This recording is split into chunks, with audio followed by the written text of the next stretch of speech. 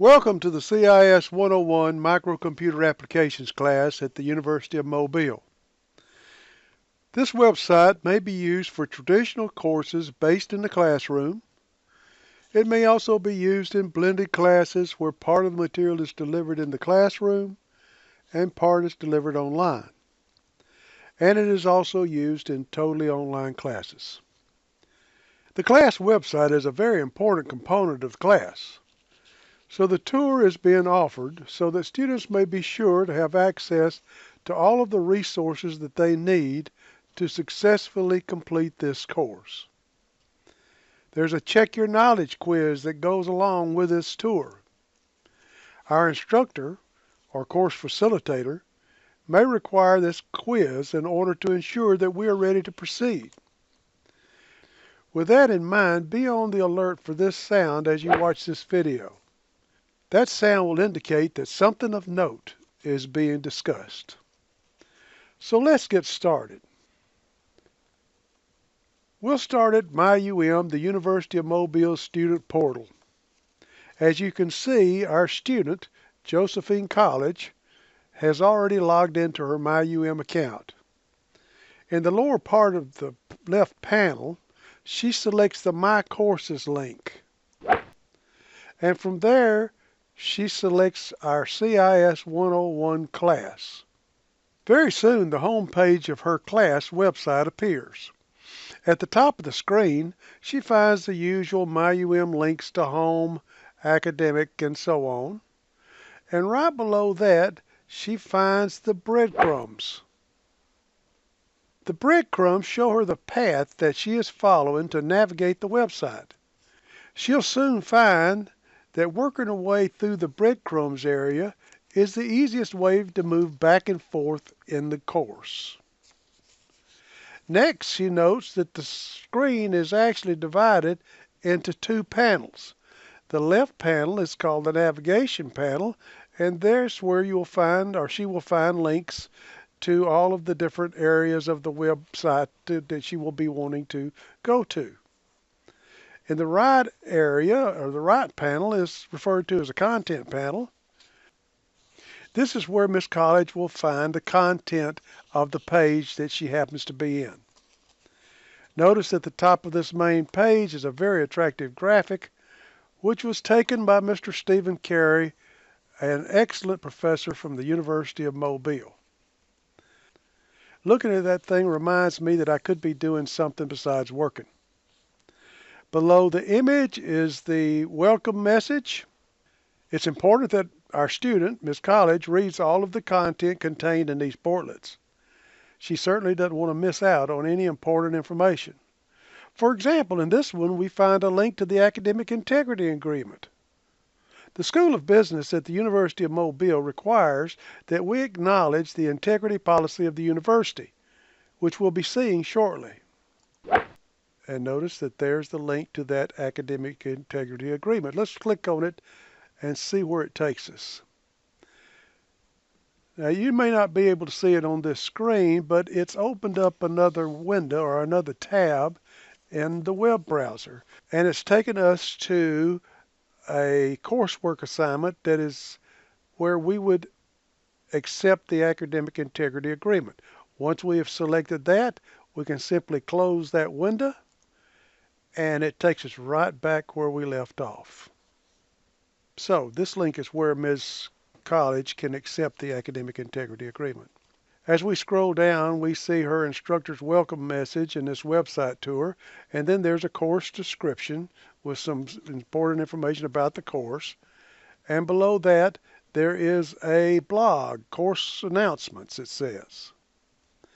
And I see that there is an announcement there already. Why don't we take a look at it? We'll select the title of that, and it shows the whole announcement. It says, you have a great deal of work to do. The first step is to make sure you know what it is, how you're expected to do it, and when it's due. The only way to do these three things is to read the instructions. Don't assume anything. Know what you're doing. Well, that sounds like some very good advice. It's important that our student checks the blog often. That may be one of the methods that her instructor will use to communicate with the class. There's the blog. Here's another portlet with some information that is very useful. And right below that is a course checklist. And Miss College can choose to download this and print it out, and then she can check off the items as she completes them so that she always knows where she is and what she needs to do next. That is just one of the methods for knowing that. Your course facilitator or your professor will also be giving you reminders from time to time. But that's a handy checklist that Miss College might want to print out and use. Let's scroll back up to the top of our page and take a look at the navigation panel and start looking at some of these other pages on the website. Why don't we start by selecting the introduction page? Oh, now I see that the introduction page in the content panel, there are two columns, and I see that in the first column it gives us the academic integrity policy of the University of Mobile. And down at the bottom there is another link to that same place where Ms. College can agree to the academic integrity policy. I selected it, and just like before, it's opened up another window, and there's that same policy. Or once Ms. College has approved it, she simply closes that tab and it takes her right back where she left off. On the right side of this content panel, we see technical requirements for anyone taking this course. Ms. College needs to read that very carefully to make sure that she has everything she needs in order to successfully complete this course.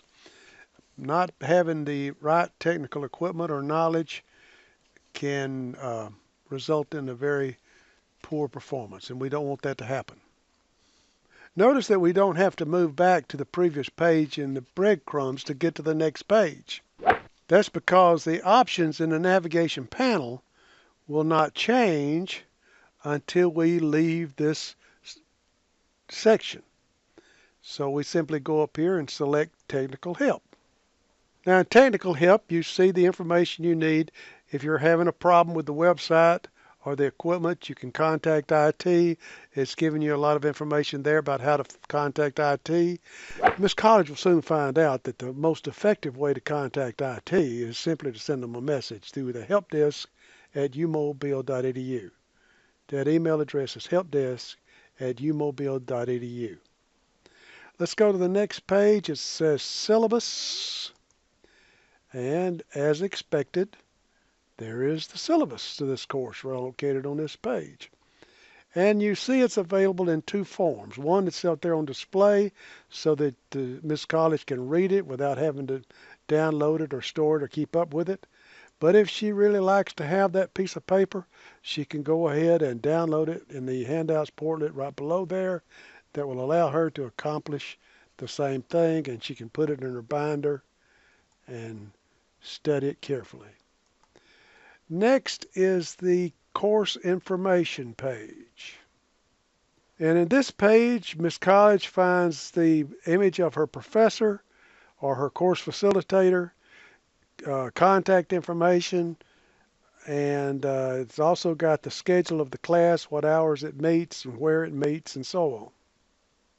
After course information is class roster. Let's take a look at that. Now the class roster page is where our student will find the names and images of her classmates and her professor. If the student has a problem, she can ask for help from anyone here.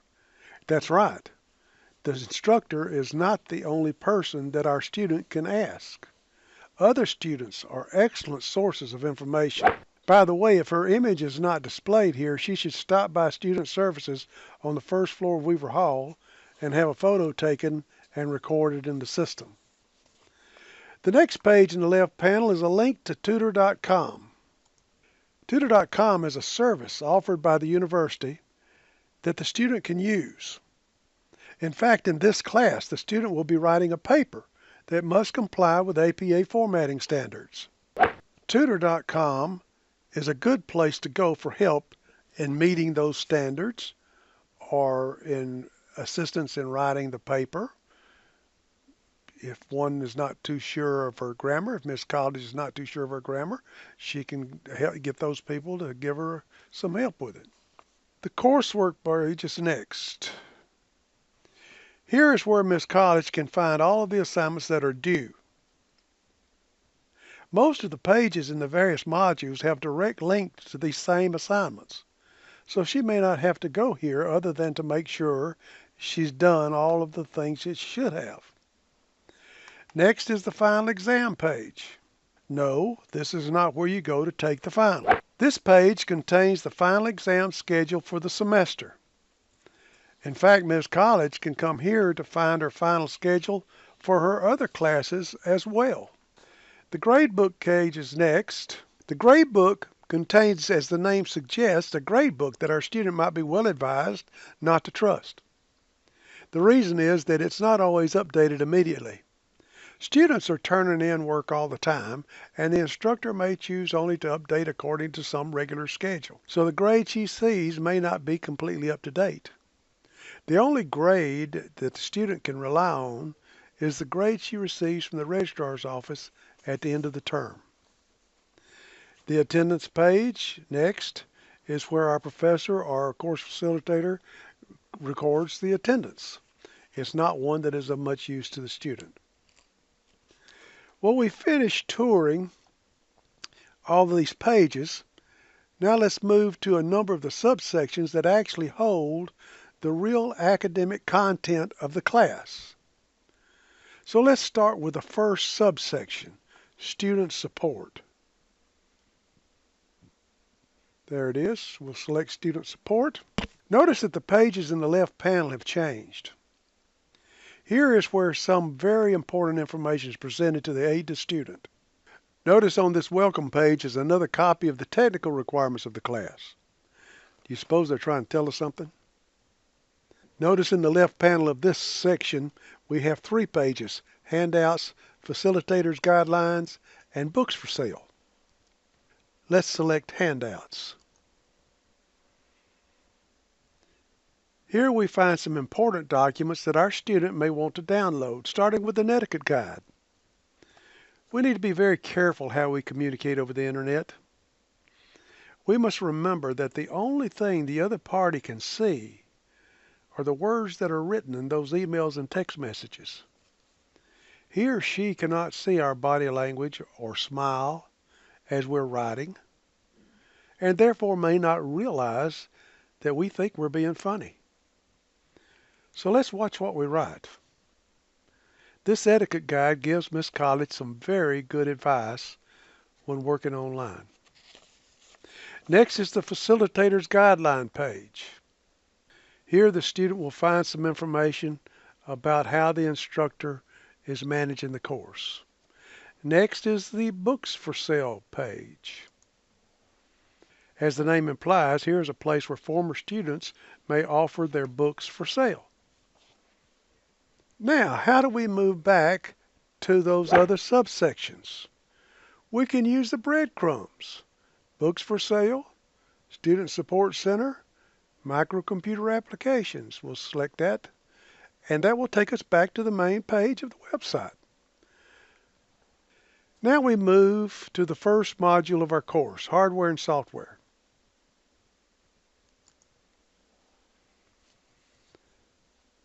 As you can see, this module is divided into 3 subsections: Internet, hardware, software, and binary.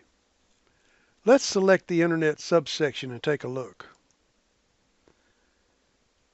What Ms. College is going to find is that the modules are divided into units. The Internet is the first unit of Module 1. Another thing to notice is that all of the units are organized in pretty much the same way. First, they start with a checklist, as we can see here, checklist, that tells the student everything she needs to do to successfully complete the unit. If there's a reading assignment in the unit, it will appear next. In the case of the internet unit, there doesn't appear to be a reading assignment. Then she'll find a handout portlet with any material that she will need to complete the unit. After that comes the actual project, which in this case is a collection of video lectures that Ms. College will watch. These videos should be treated just like any other class lecture. She should watch and listen closely and take notes to prepare for a test. After this assignment comes a quiz. And Ms. College will find that all of these units are designed pretty much like this. Let's take a look at the hardware unit. I go back to my breadcrumbs, I click back up, I select hardware. Okay, there's the checklist. Once again, there's no reading assignment.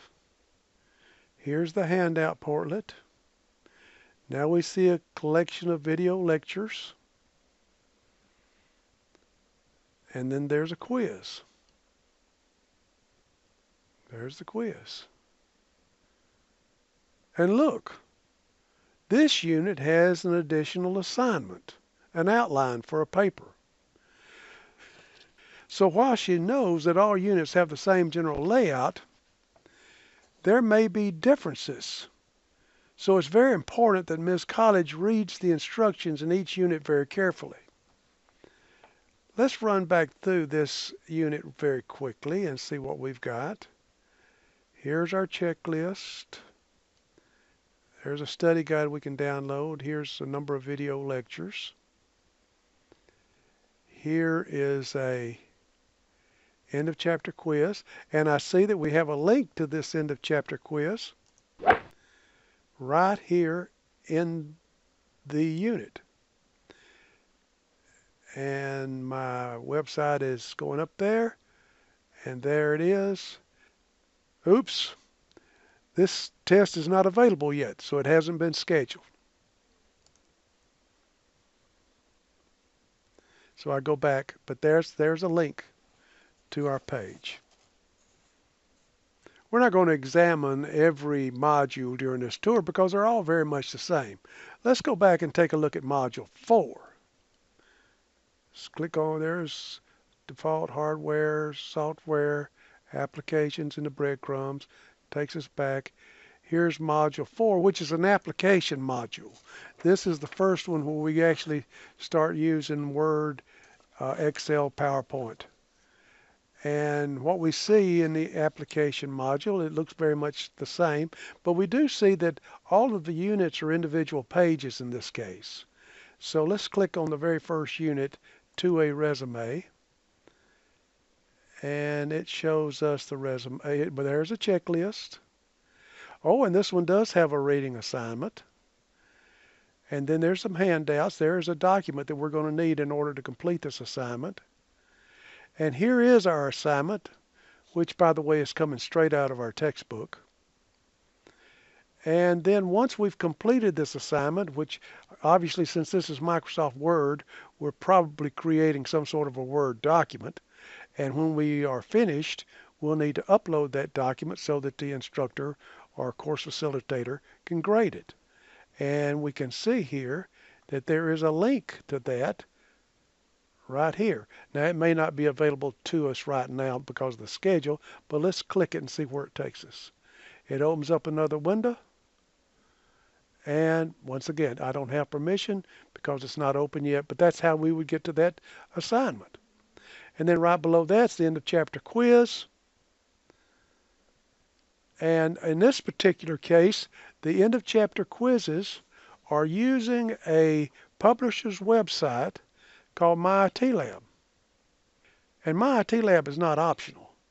Ms. College has got to have access to the MyITLab website for this class. And she gets that when she buys her textbook because an access code comes with it. And so very quickly, Ms. College is going to have to set up her account on MyITLab so that she'll be able to complete these assignments. And to get to my IT Lab, I see that there's a link, so I select that, and it does the same thing it's done in the other places. It's opened up another window to show me the My IT Lab sign-in page, and that's where Ms. College would go to sign in. And initially, Ms. College would need to come here to get registered for My IT Lab, and this is where it would ask her for her access code and which class she's going to be registering for. And Ms. College's instructor will give her the course ID on My IT Lab for this class. So this thing will ask her for her information to set up her account and then that class code to register for this particular class. And this is not optional, as I said. All right, let's close that page and move on back. And let's look at one other module in the applications area. There's resume, Word, back up here to applications, and come down here. Let's choose PowerPoint. And let's take a look at the first unit there. It's 3A informational presentation, checklist, reading assignment, handouts that we're going to need in order to complete the task. There is the assignment that's coming straight out of the book.